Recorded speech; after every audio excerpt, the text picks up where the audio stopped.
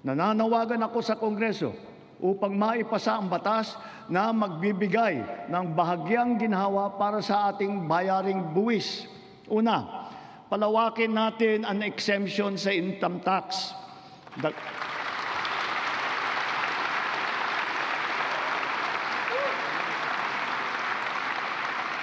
Dagdagan natin ang mga manggagawang malilibre sa buwis sa kanilang kita.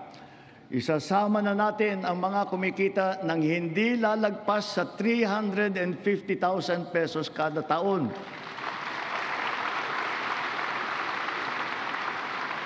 Kasabay nito ang karampatang pagbaba ng income tax ng iba parang manggagawa. Pangalawa, ang mga maliliit na negosyo ay hindi napapatawan ng minimum corporate income tax.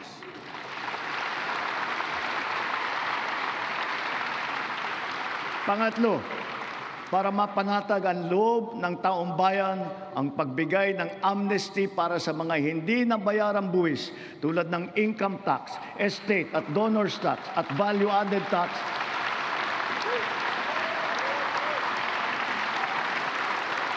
Kasama na rin dyan ang mga multa na kaakibat ng mga ito.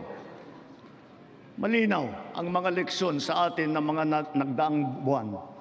Una, ang kahalagahan ng seguridad at katatagan ng bansa pagdating sa enerhiya at sa pagkain, ng ating ugnayan sa ibang bansa at ng bawat mamamayan kahit saan man sila naroroon. Pangalawa, ang abilidad ng pamahalaan na kumilos agad sa angkop at mainam na paraan.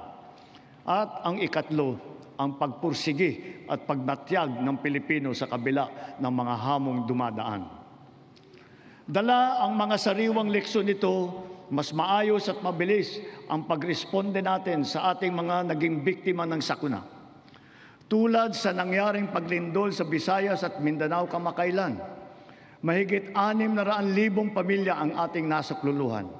Lampas 3 bilyong piso ang ating binuhos para sa agaran tulong sa mga pamilyang lubos na naapektuhan. Ito ay sa pamamagitan ng pagkain, pagpapagamot, tulong pinansyal at pabahay.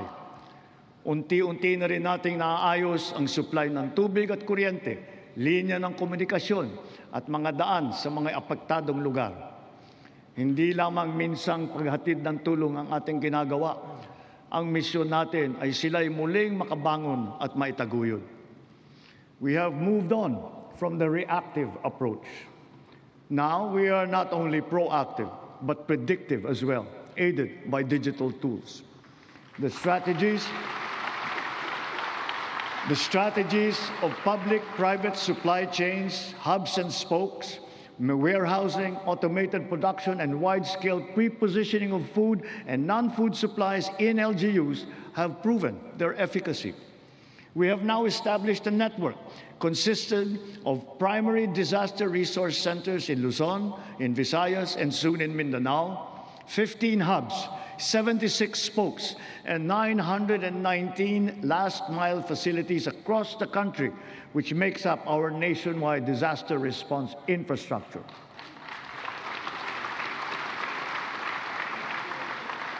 Because of this robust system, delivery of emergency nourishment and relief to target areas is now made possible under 24 hours.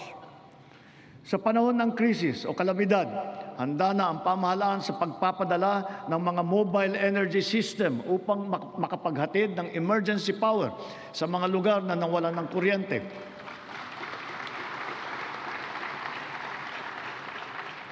Complementing these are our government emergency communication system and the private sector-led and our first ever satellite-to-mobile service, both of which guarantee uninterrupted telecommunications nationwide in the event of crises and of disasters.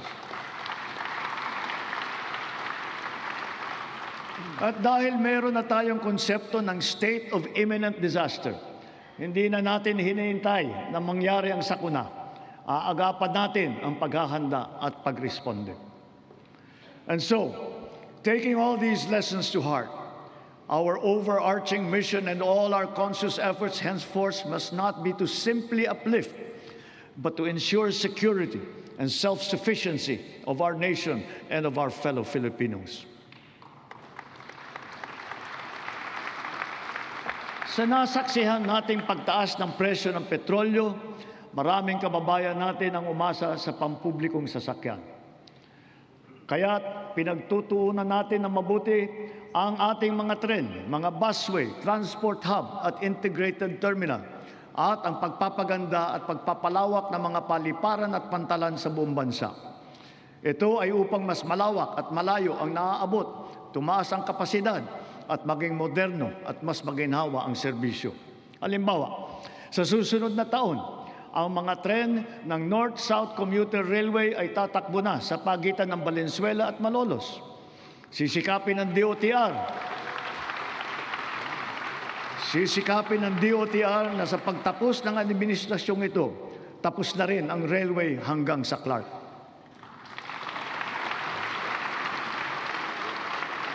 Sa susunod na taon, bubuksan na rin ang 12 stasyon ng MRT-7.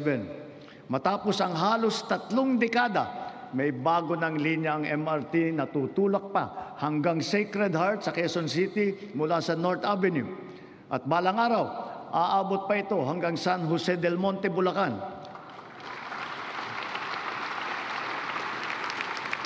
Sadyang napakalaking ginhawa nito sa halos 1 milyon na pasahero bawat araw. Thanks to the recently enacted Accelerated and Reformed Right-of-Way Act, right-of-way issues are now more quickly resolved, removing the biggest choke point in our mass transit development program. Sa kabilang banda, yung unang bahagi ng Cebu Bus Rapid Transit ay bukas na. At yung nasa Ilocos Norte naman ay ating pasisinayaan sa susunod na taon. Ang mga nag-modernize ng mga sasakyan, lalo na ang mga lumipat sa mga hybrid at electric vehicle, ay hindi nakaramdam ng kurot ng pagtaas ng presyo ng petrolyo. Consistent with our clean energy drive, we have encouraged the adoption of electric vehicles.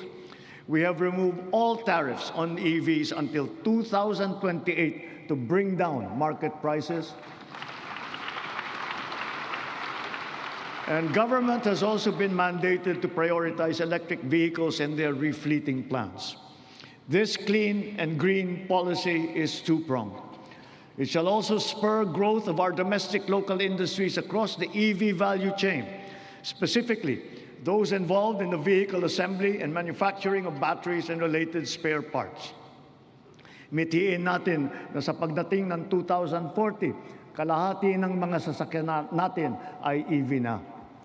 Ang ilang makabagong love bus at ang articulated bus na gagamitin sa Davao City, mga EV na.